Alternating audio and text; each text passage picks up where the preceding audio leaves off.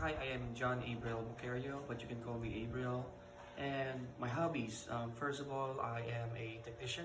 So what I do most of the time is to take care of, I'm going to the store, our mini store, and take care of the computers, most likely. I'm handling computers, different kinds of issues of the computer, like reformat, upgrading, um, also checking the hardwares, what's supposed to be the problem, checking also with the inputs and outputs when it comes to what's supposed to be the problem of the components, and another that graphics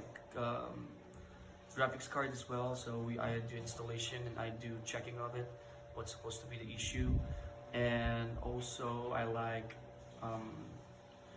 on cell phones as well, iOS and also Androids. I am a technician as well on the phones, so I also like rooting and jailbreaking as well. And I'm also a driver. Most of the time, I am a personal service, so they will call me and then I will go to their place and then pick them up, and um, it depends on their trip where they will be going. So that's my hobbies. What is the challenging task that I work on, and what did I learn? So I spent my 3 years handling agents. So most of the time I handle difficult people.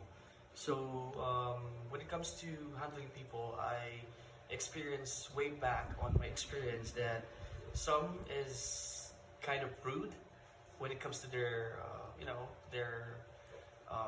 personality. So that's what I expect, that if you're even a boss or if you're even a support, so they will choose to be kind on you, or be kind, or be um, you know um, like they will express the part that they will be good to you, but based on my experience way back, it's kind of different. So very many people, many agents has a different personality. So what I did there, since they have different approach, so for me, since I am new in that part, I just keep complaining on my supervisor on that part, that hey team leader, or hi TL, this agent is like kind of rude when it comes to approaching me, when it comes when I say this, or when I checking or providing some task to that agent.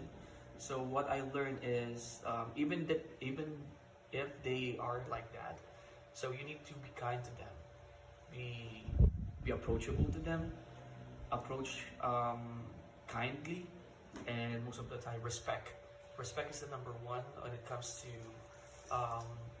to the people all around you. Why do I think that I will be an asset to your team? So based on my experience as a process controller, I can contribute my knowledge and skills when it comes to managing people, quality management when it comes to their calls, and also doing some knowledge-based articles that we need to upgrade or downgrade, or we need to upgrade some processes.